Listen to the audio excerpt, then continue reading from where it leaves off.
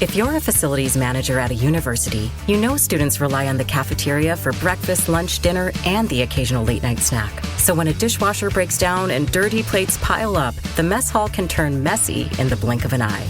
Enter Grainger. With over 1 million industrial-grade products and fast delivery, the product you need now is never far away. So you can turn that dishwasher back into a lean, clean washing machine. Call, click Grainger.com, or just stop by. Grainger, for the ones who get it done. Earn a globally recognized degree from Indiana University fully online. More than half of IU Online students advance in their careers before graduation, and that can include you. IU Online offers over 150 undergraduate and graduate programs and empowers you with the resources, personalized support, career opportunities, and flexible schedules to help you charge ahead. Visit online.iu.edu to start your future. IU Online. Success starts here. It's the Opperman Report. Join digital forensic investigator and PI Ed Opperman for an in-depth discussion of conspiracy theories, strategy of New World Order resistance, high-profile court cases in the news, and interviews with expert guests and authors on these topics and more. It's the Opperman Report. And now, here is investigator Ed Opperman. Okay, welcome to the Opperman Report. I'm your host, Private Investigator Ed Opperman.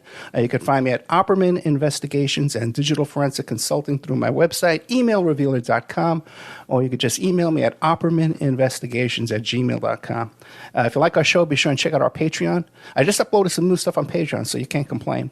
And all the stuff you can hear Monday to Friday, AM/FM radio, you can hear on Patreon without the ads. We cut out the commercials.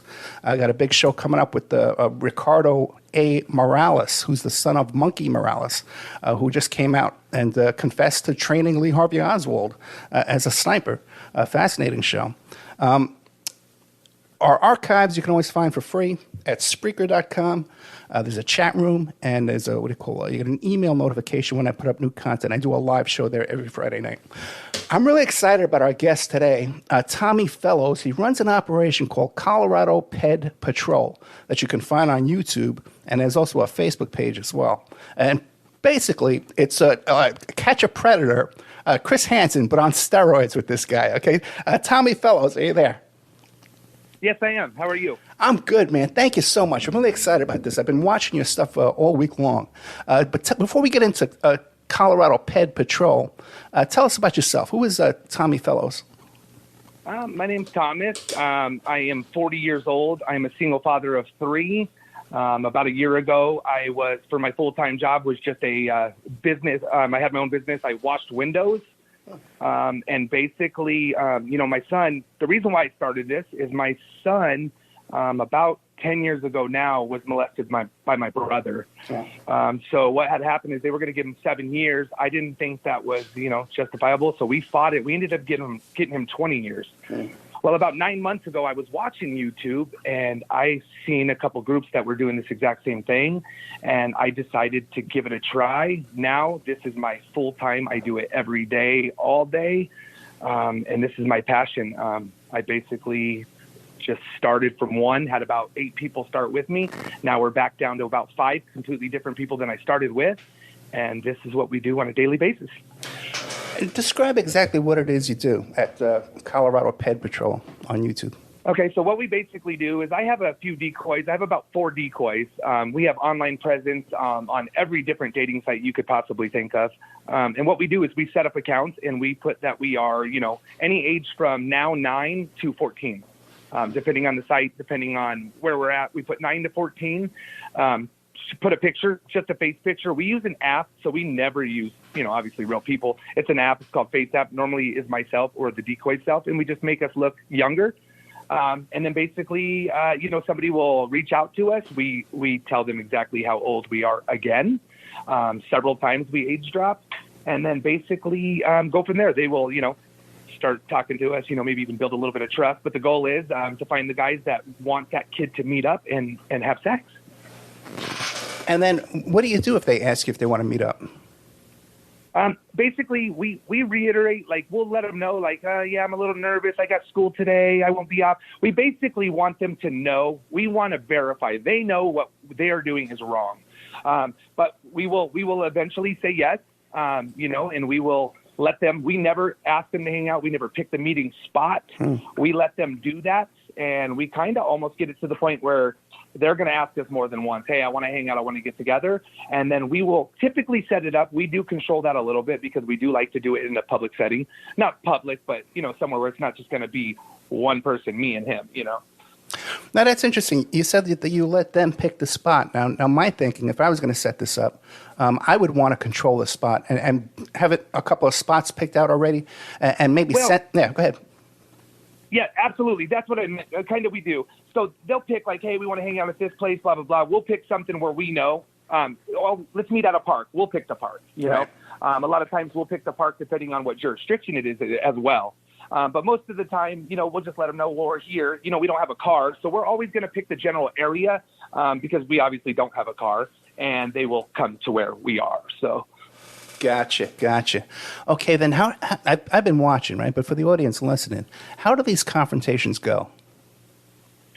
Typically, they go pretty decent. So when I first walk up, the biggest thing we want to do is we don't want to come up to them with a aggressive attitude because, these guys don't want to be there. They're obviously scared that they're going to go to prison. So basically, when I walk up, it's, hey, my name's Thomas Fellows. I'm with Colorado Ped Patrol. I'm not law enforcement. You are free to leave at any time. However, I just want to talk to you for a few minutes.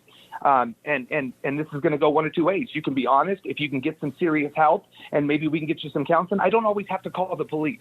I just want you to be honest. And basically, by me saying that, one, they think, well, I might not have the police call to me, but two, I'm not aggressive and they're not trying to fight. Now, if they leave, I got your plate number and I'm going to call the police. So typically, we've had a rough week, but typically, 90% of them will sit there and they will tell you, as much as they want to, but they do get pretty honest. Yeah, I've noticed you have a natural ability to interrogate. You have a natural instinct for it. Now, you've had no training at all at this? Zero. You got to get a book. I did a whole show about this. When I started watching this 2 weeks ago, I did a whole show about it. And there's a book called Read Interrogation Techniques. It's about $50. And if you were to read that, it would blow your mind because you're doing it already. Okay, dude, you're doing it already. And it would just open up so many new tricks and tactics for you. You really got that going on. And another thing I want to tell you, too, is I did a show 2 weeks in a row. I talked about these YouTubers doing these confrontations. And last Friday I said, I found a guy that seems really sincere. Out of all the ones out there, man, I found a guy that's really sincere. I was contacted the next day, and they said, are you talking about Tommy from Colorado Predators, Ped Hunters, Ped Patrol? So you have a great reputation out there for what you're doing. I appreciate it, yeah. Okay, now what about documenting the chats? Oh no, let's get to this point. What about when you call the police? How does that work out? The police contact. Okay, so when we're doing our confrontation, I have several people, which I call them the police callers. Typically, I like to do it online, so they're watching, but I can't always do that because sometimes we can lose reception or whatever. But basically, if and when I'm going to call the cops, what I will say is, do you mind if we go over these chat logs? And they're like, oh, I'm like, listen, man, do you mind if we go over the chat logs? As soon as I say that, the cop caller is going to call the police. And basically they just call, hey, this is, their name, and I'm with Colorado Ped Patrol, and then they'll explain the story. In Colorado now, it's immediate. They're like, yep, gotcha. Where you at? We're on our way, because like I said, we're about to have our 65th arrest. I do need to confirm, but they know us pretty well here, so. Yeah, I noticed that. It seems to be improving, yeah. But you do take a chance when you go to these areas where you're not known and you have no idea how you're going to be received. And didn't you have a confrontation in a hotel room? Several times, yes. With the DA. The prosecutor came down and an investigator came down and told you to get out of town or something like that? Yeah, they threw us out of the hotel, and absolutely. They took all our phones, threw us out of the hotel. Well, had the owners throw us out of the hotel, and basically told us that they weren't going to take any cases from us, period. But what did happen is the Texas Rangers got involved, and since he has been arrested, that exact gentleman. Now, how much research do you do on the person you're going to meet? Do you try and identify them before you get there? We do. So it really kind of depends. I have all the, we have all the background checkmates and stuff like that. So we do try to throw them through a background. If we have an out-of-state one where we're going to go, typically a decent ways away, we like to find out as much as we can. We typically, we try, but a lot of times we'll get the, the address, we'll get, contacts on Facebook, maybe somebody they talk to daily. We'll write all that down. We'll get their address. We'll get any kind of social media they have, several pictures. Just in case they don't show or whatever, we got another route when we get there, possibly to contact a family member or get the police to them. But yes, we do. We research them as much as we can, for sure. Now, do you routinely check to see if they're on probation or parole? Absolutely. Yeah, because that's a no-brainer, yeah. Absolutely. And we love to see, we check the sex registry, obviously, to make sure if there are, previous incidents with children of some kind. So, and then, just a standard background check because we want to know, hey, is this guy, has been arrested for maybe assault with a weapon, or we just want to kind of know what we're walking into as far as that.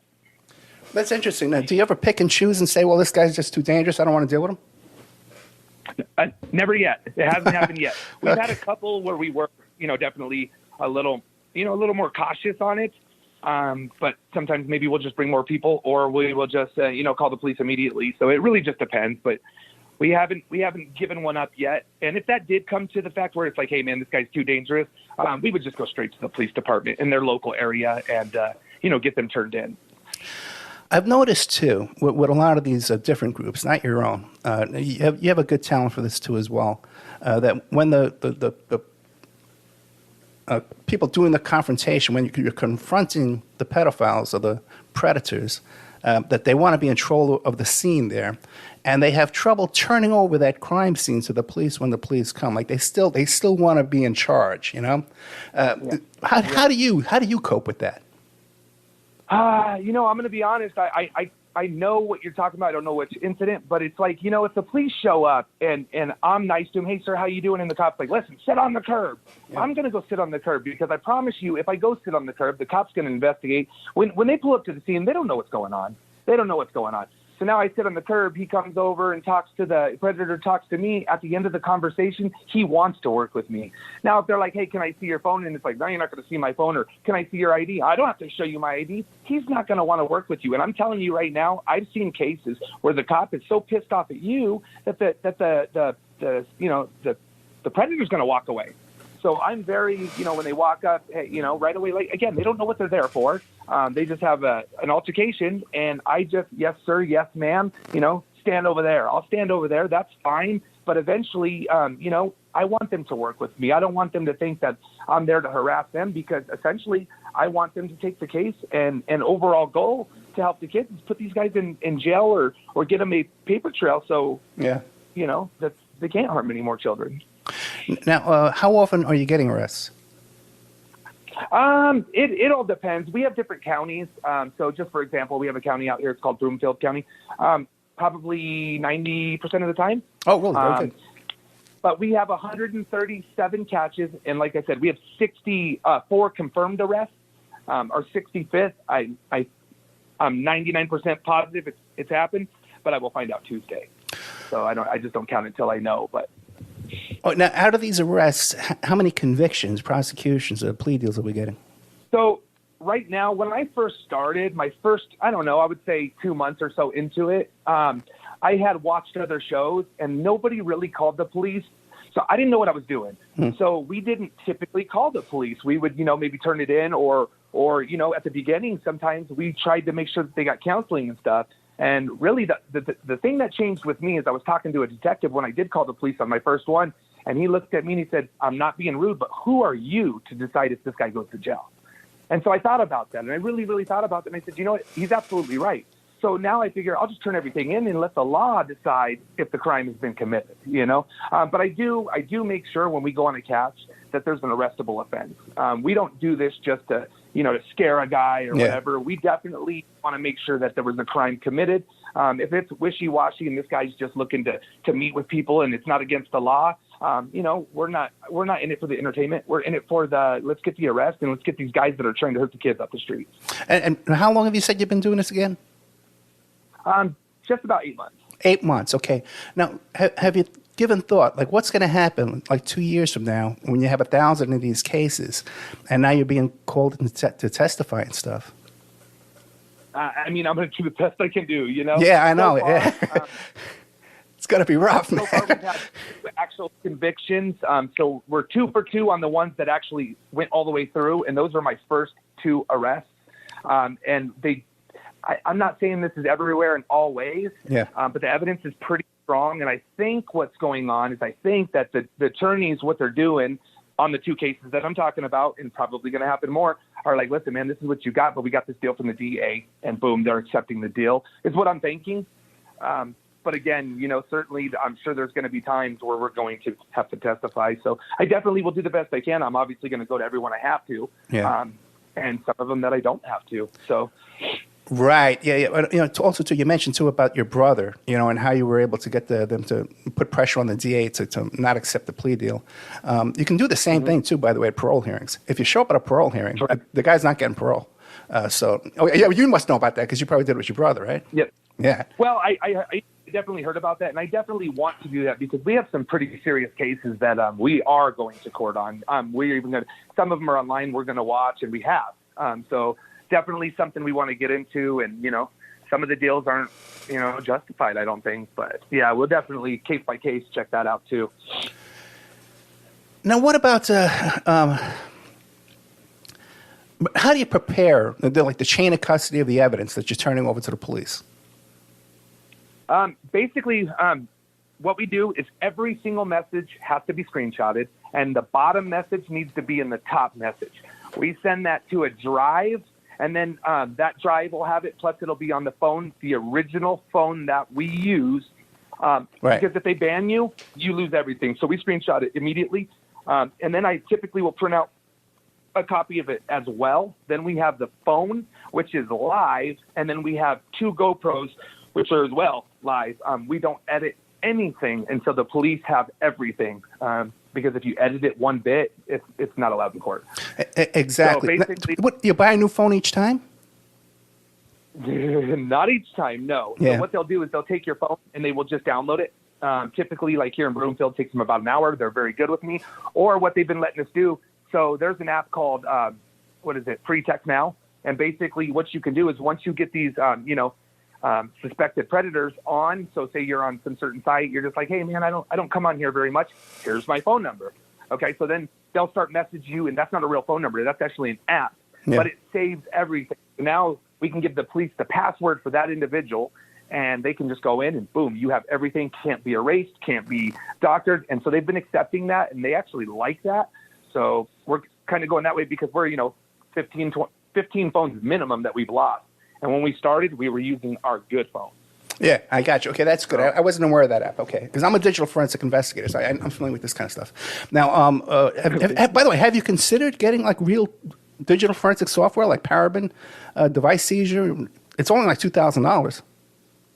I haven't even heard of that device seizure. I would definitely look into it. To be honest with you, I didn't even know about that. Dude, I got a whole list of suggestions for you, man. I think you can get confessions. I think you can get signed confessions from these guys.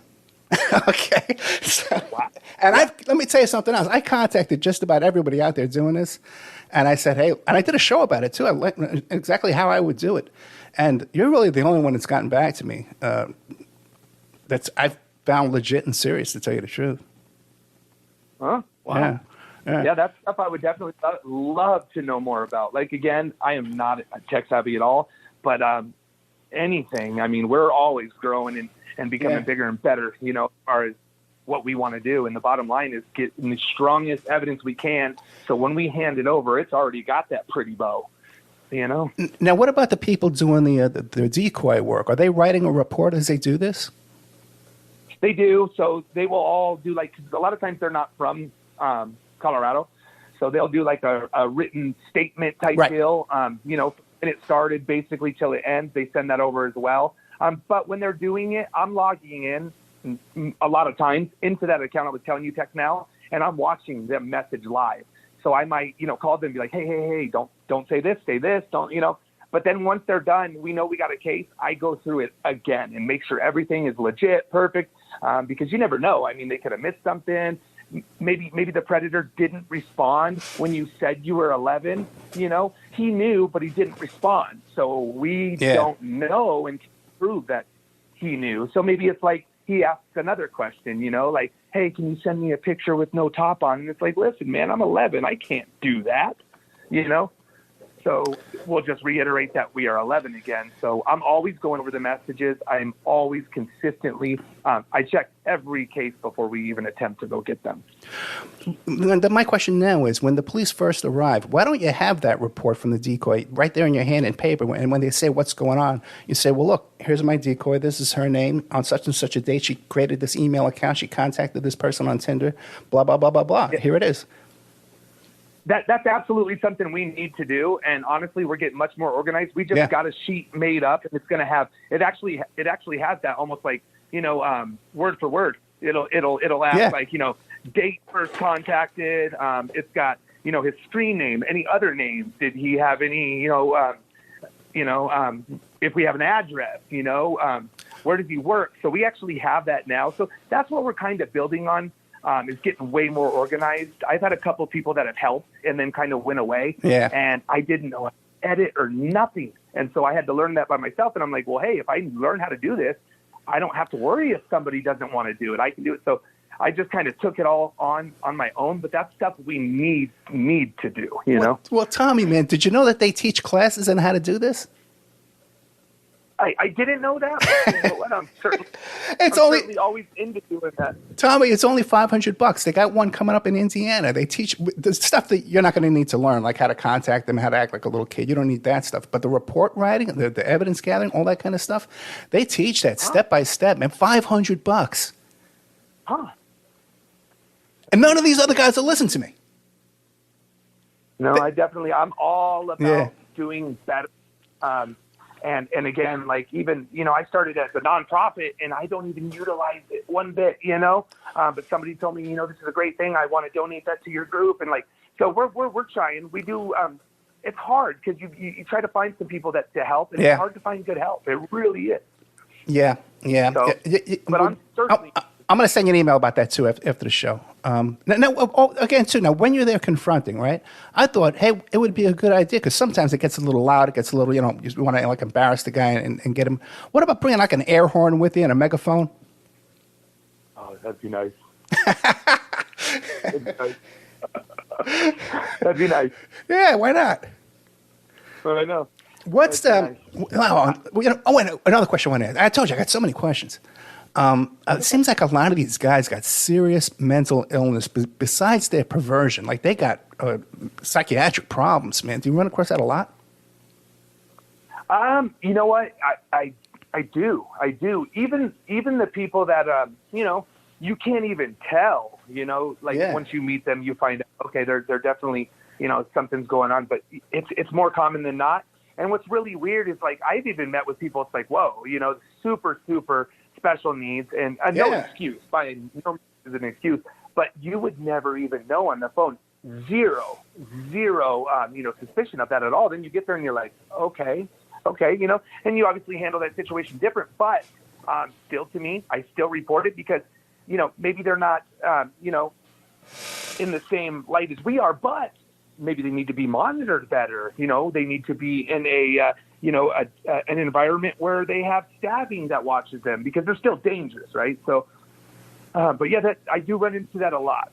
Yeah, it seems to be like even more than the average, you know, out of proportion, you know. And you're right. If they're not being supervised correctly, then that person needs to be held accountable too as well.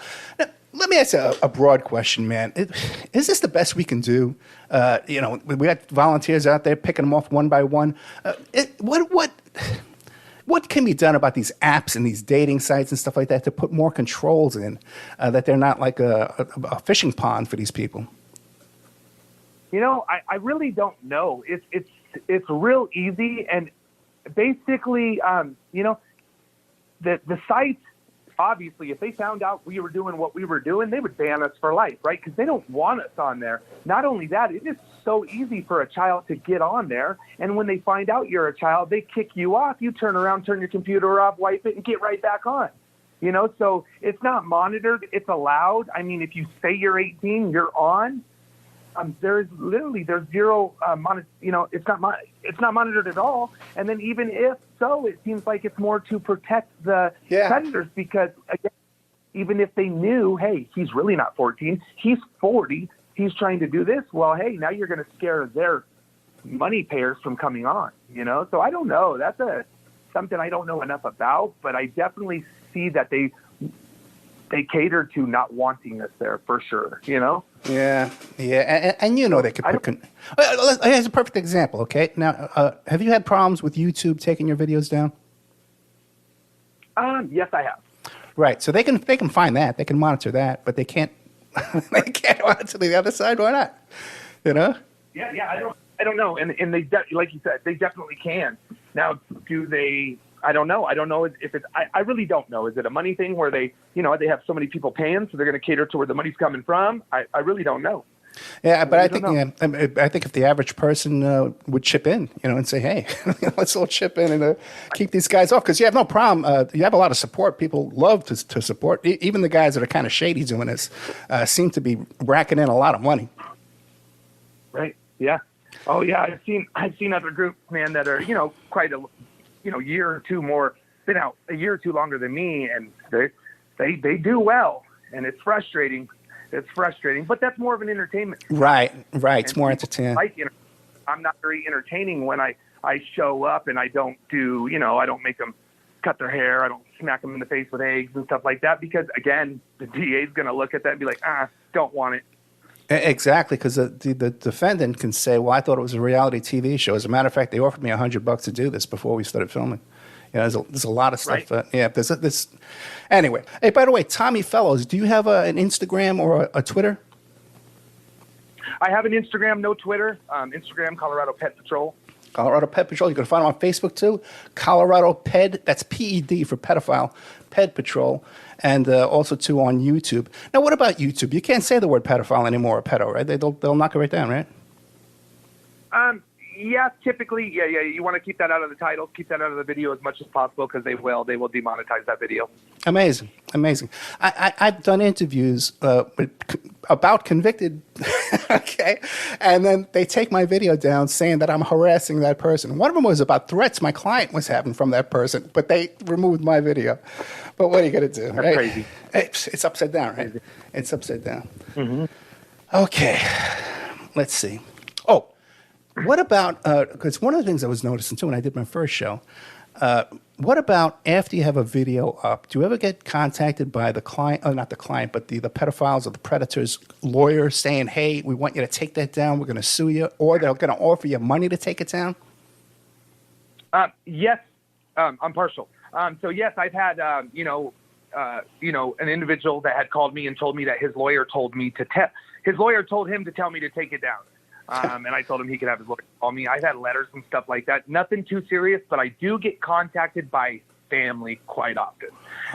Either asking to pull the video down or asking to have a little bit more. Maybe please send me the text messages, things like that, or even former victims.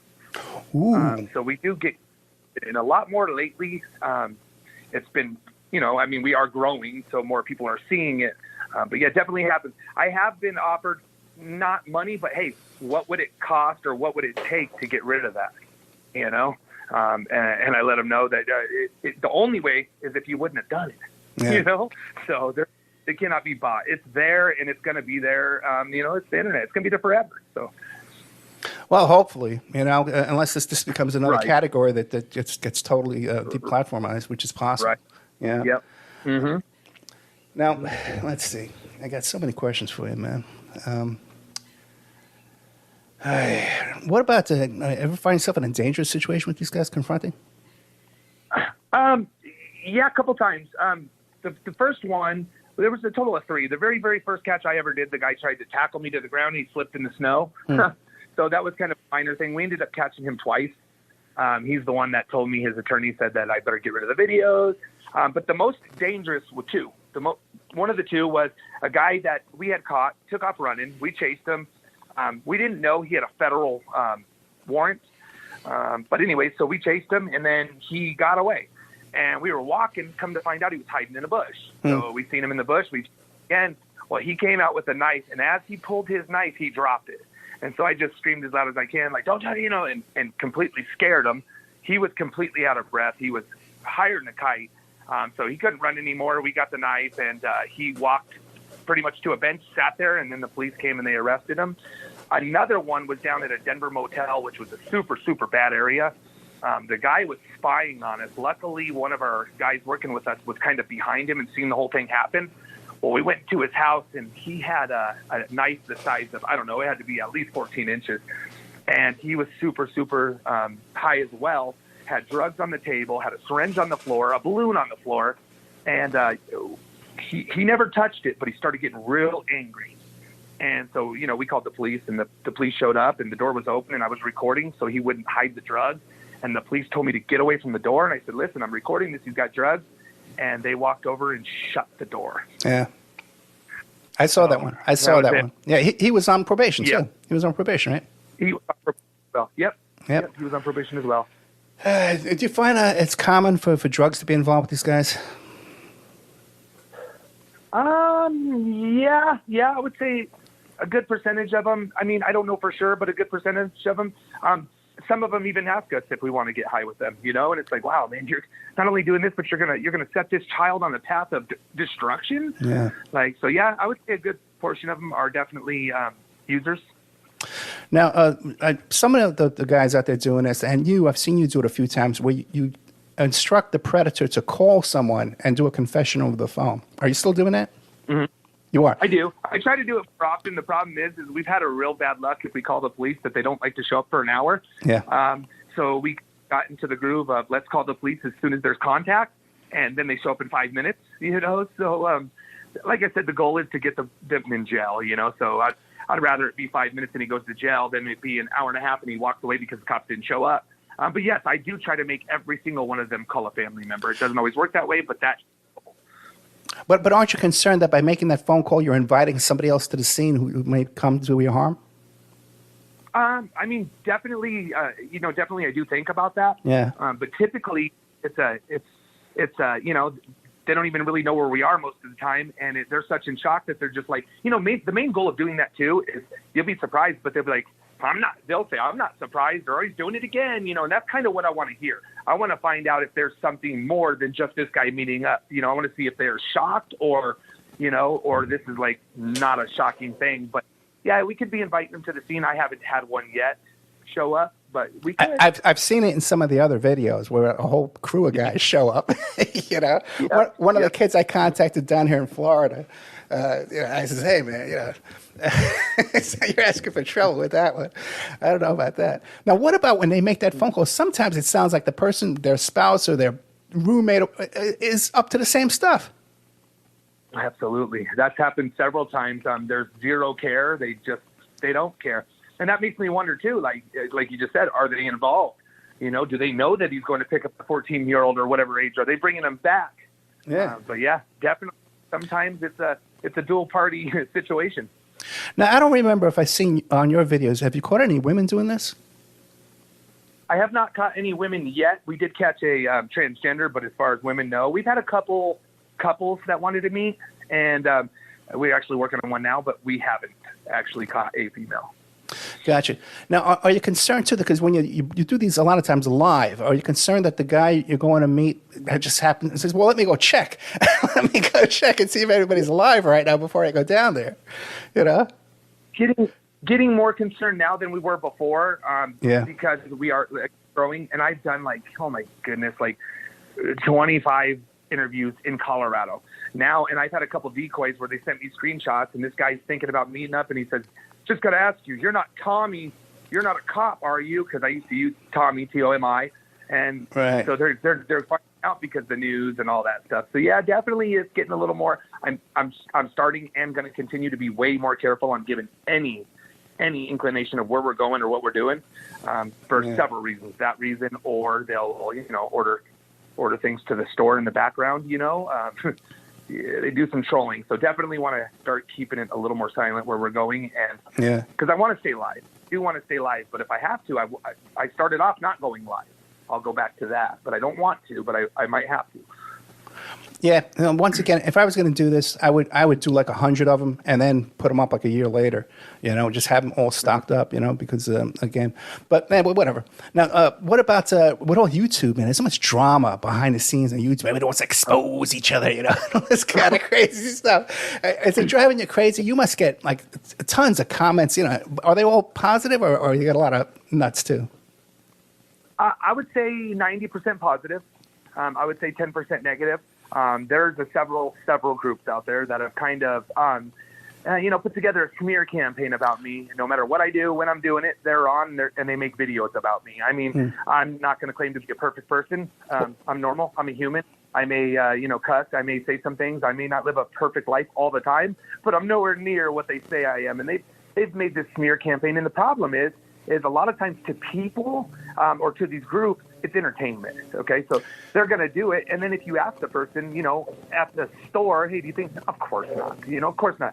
And I try to stay out of it as much as I can, but man, it slows me down. It really does. It slows me down from the prize. The prize is getting these guys arrested. So, but it's a lot. Yeah, I cover a lot of controversial topics, and I've McMartin Preschool, Hampstead in England, a lot of those big cases, West Memphis 3, and I've noticed that there's organized group, especially around this topic, pedophilia. There's organized groups of trolls that will swarm in just to create chaos and confusion, and controversy, just to muddy up all the waters there, just cause confusion. Mm-hmm. They seem to be organized, Yep. And it very well is. I'm not going to say any names, but I do know, as of yesterday, there was a group on Discord that made a smaller group on Discord, and there was about 8 of them. One of the people that was in the Discord was a neutral person, but they have hours of screenshots. I mean, hours of voice calls and hours of screenshots. And basically, one person was directing these individuals to be a certain troll. So you're going to go say this, you're going to go say that, you're going to say that, you're going to say that, and you're going to say that when he goes live. And so they do that, and it's very organized, just like you said, and it's sad. I could respond by putting those videos out. Yeah, sure. But what's that going to do? That's going to take me away from what I'm doing. And so I try as much as I can not to turn on YouTube, not to watch it. As much as I love to see a guy get caught, I would rather not watch it, not be frustrated, and move on catching the pedophiles. And that's what we're really trying to do. And I think we're doing pretty good at it. Every once in a while, I'm human, and I defend myself, and I shouldn't. Yeah. But, Yeah, I try to ignore it all too. It's better not to get into a wrestling, type situation. Absolutely. Now, what about? It has to happen. How do you handle it when one of these people sends you some kind of child pornography? Okay, so immediately it's over. You call the police. Right. Unfortunately, it's over. But I've had that happen before. It was a case where we had a gentleman that ended up having 200 plus shots of child porn on his phone. Well, he sent it to my decoy, and we were newer. So she got a couple. I didn't know what to do, so we called the police, and they basically told us, they said, listen, you can call the local area, but, you have child porn on your phone. That is against the law. And they said, well, do you want us to erase it? He goes, well, now you're erasing evidence. That is also against the law. And I said, well, what do we do? He said, this is why you don't do it at all. And I said, okay. I said, so should we catch this guy? He said, I advise you to do what you will, but I'm telling you, if you had a judge, a DA, and a cop that didn't like you, you could be prosecuted. Well, anyways, we got the catch. This guy, the detective told us he would be surprised if he didn't get under 200 years.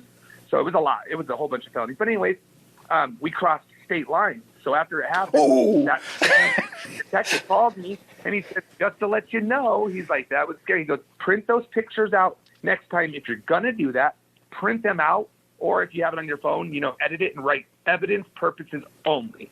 And so, but now it's happened a couple times where we immediately call the police, and it's sad because they'll say, okay, send us all the evidence, and you just don't see anything ever happen, so far. Well, that's another thing, too, because you can follow up, A lot of people think that you can, when you report something to the police, well, let's hope they investigate. And I see some of these guys, they just throw a stack of papers at them and walk away, But you can follow up, man. If you have that report, like you discussed before, and it's notarized, you put all that into a package, you send it to the DA's office. You can refer your own case to the DA's office. It doesn't have to be, just like the police do. It doesn't have to be exclusive. Well, some counties probably, maybe you do, but not in my experience. We do. We have a case going on right now, not too far away from my house, about 45 minutes away. And we're not annoying, but we call every couple of weeks. Hey, you got anything? And sometimes we call and they're like, hey, matter of fact, what happened here? You know, and it's like, okay, send me that. So sometimes just by us calling, you know, we talk a little bit more and they're like, oh, okay, so what happened here? We can explain it to them instead of them just reading the report and saying, well, that's what happened. Maybe we can give them a little more insight on, yeah, that's what happened, but it happened like this, you know? So paint a broader picture, I guess. Yeah, excellent stuff, man. Excellent stuff. You know, I'm really enjoying this. What is it? I've asked you a lot of questions. Is there something I haven't asked you that you want the audience to know about what you're doing? Not really, no.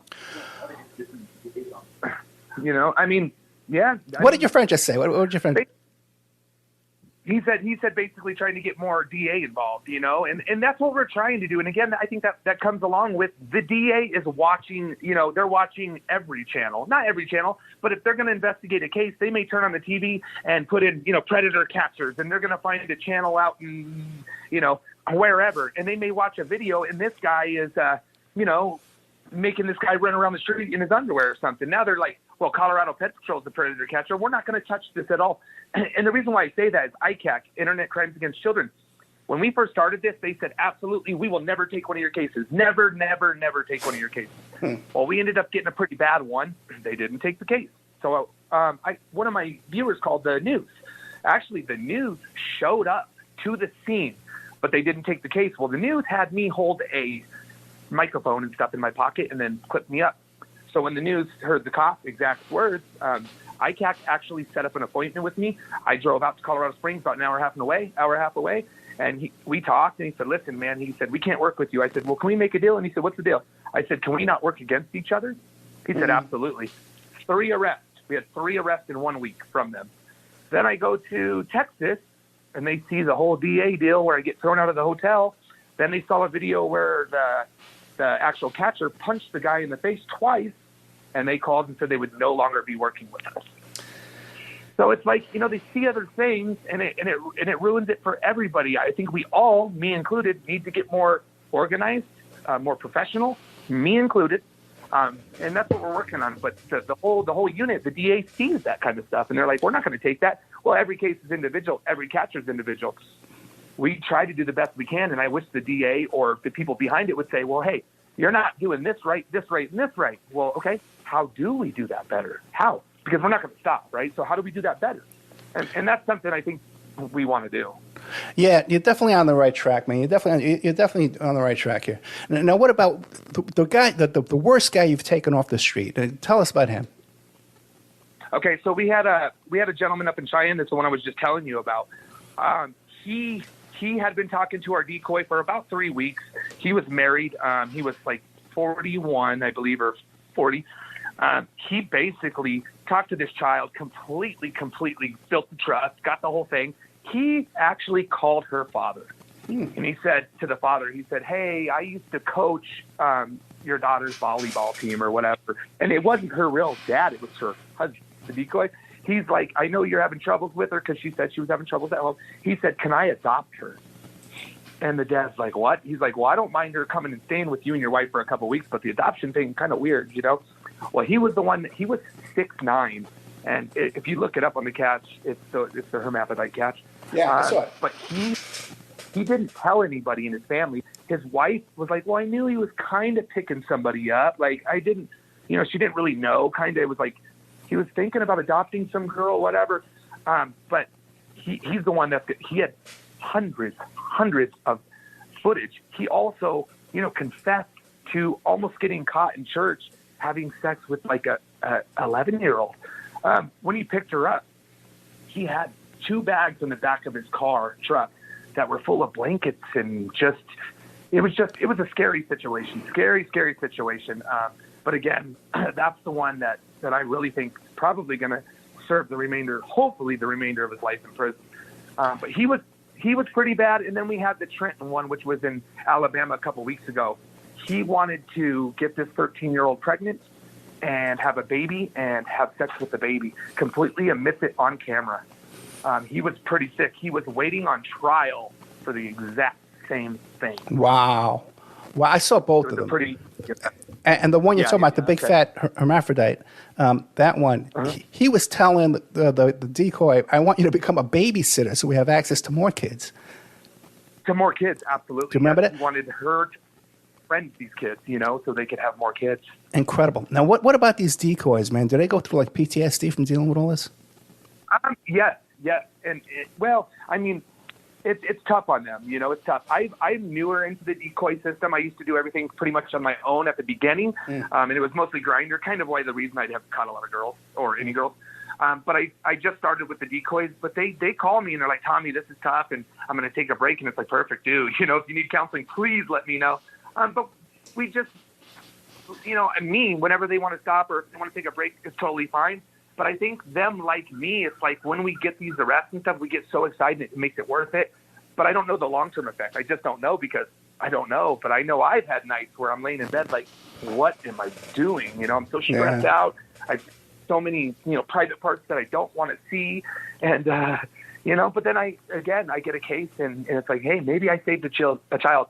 At least that guy is not meeting with the child tomorrow morning because I am. So at least I know I did that, and it just, that keeps me going and it makes it worthwhile. But I think taking some time off is probably a must. Yeah, I saw you crying just the other day on one of these episodes. But Tommy Fellows, we're out of time. I've been talking to Tommy Fellows from Colorado Ped Patrol. You can find him on YouTube, Facebook, and Instagram. One more time, Tommy, if people want to support your work, how do they donate? You can either donate on, I got PayPal, I have Cash App. That's all also in the description of the YouTube channel. You can see it there. Also, you can donate straight through YouTube. We do have a merch site. It's bonfire.com. You can get that through the description in the YouTube channel as well. Yeah, you're right. It is on your YouTube channel on the About page. I didn't scroll all the way down, so I didn't see it before. I didn't think it was on there. So Colorado Ped Patrol.